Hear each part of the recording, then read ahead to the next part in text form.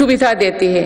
इससे देश के नागरिकों के 3.5 लाख करोड़ रुपया खर्च होने से बचे हैं। जन औषधि केंद्रों की वजह से मरीजों के करीब 28,000 करोड़ रुपया खर्च होने से बचे हैं। कोरोनरी स्टेंट्स, घुटने के इम्प्लांट्स तथा कैंसर की दवाओं की कीमत भी कम की गई है। इससे मरीजों की हर वर्ष लगभग 27,000 करोड़ रुपया की बचत हो रही है। मेरी सरकार किडनी के मरीजों के लिए मुफ्त डायलिसिस का अभियान भी चला रही है। इसका लाभ प्रतिवर्ष 21 लाख से ज्यादा मरीज उठा रहे हैं।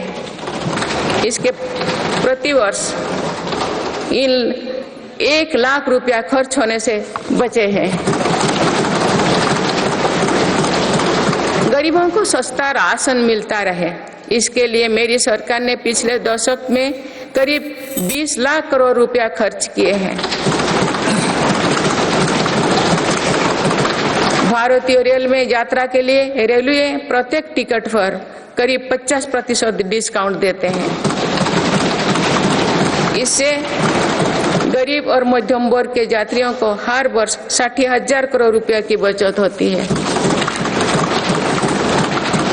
गरीब और मध्यम वर्ग को कम कीमत पर हवाई टिकट मिल रहे हैं। उड़ान योजना के अंतर्गत गरीब और मध्यम वर्गों को हवाई टिकटों पर 3,000 करोड़ रुपया से ज्यादा की बचत हुई है। LED बल्ब की योजना के कारण बिजली के बिलों में 20,000 करोड़ रुपया में अधिक बचत हुई है।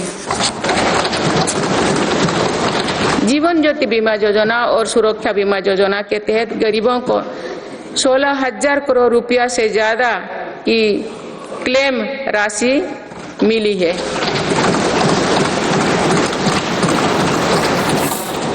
माननीय सदस्यगण, नारी शक्ति का सामर्थ्य बढ़ाने के लिए मेरी सरकार हर स्तर पर काम कर रही है। इस वर्ष की गणतंत्र दिवस परेड भी नारी शक्ति के लिए समर्पित थी।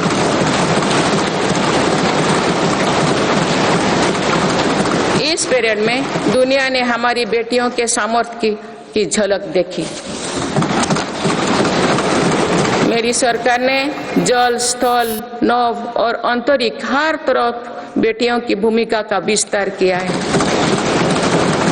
हम सब जानते हैं कि महिलाओं के लिए आर्थिक स्वतंत्रता के क्या मायने हैं। मेरी सरकार ने महिलाओं की आर्थिक भागीदारी बढ़ाने के लिए निरंतर प्रयास किए हैं।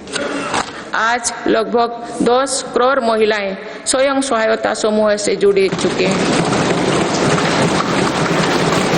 इन समूहों को 8 लाख करोड़ रुपया बैंक लोन और 40,000 करोड़ रुपया की आर्थिक सहायता दी गई है। मेरी सरकार 2 करोड़ महिलाओं को लाखपति दीदी बनाने का अभियान चला रही है।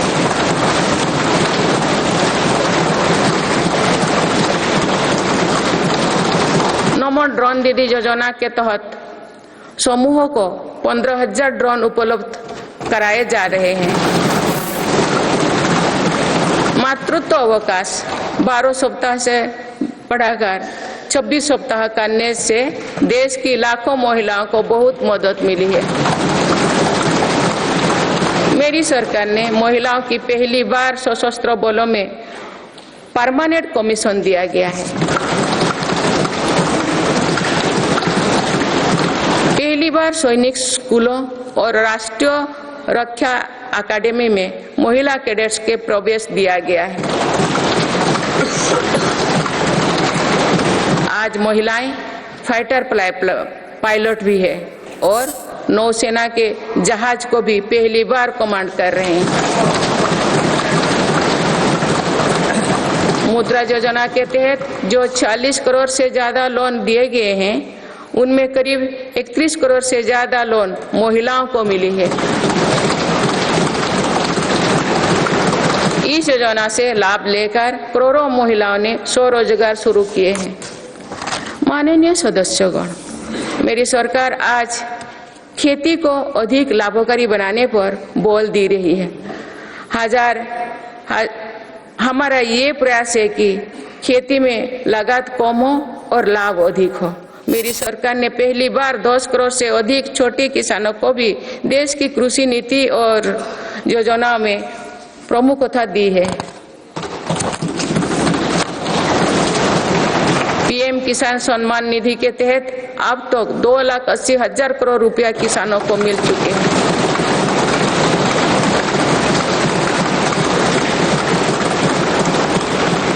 सालों में किसानों के लिए बैंक से आसान लोन में 3 गुना वृद्धि की गई है।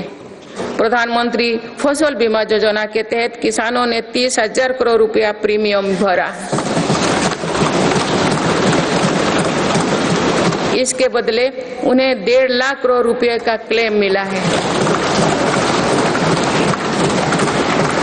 पिछले 10 वर्षों में लगभग 18 लाख करोड़ रुपया एमएसपी के रूप में धान और गेहूं की खेती करने वाले किसानों को मिले हैं।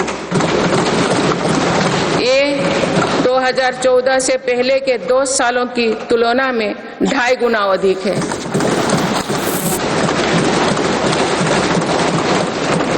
पहले तिलहन और दलहन फसलों की सरकारी खरीदी नहीं की बराबर थी।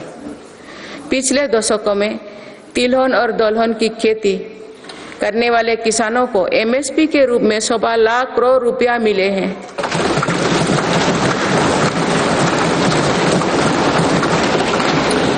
ये मेरी ही सरकार है जिसने पहली बार देश में कृषि निर्यात नीति बनाई है।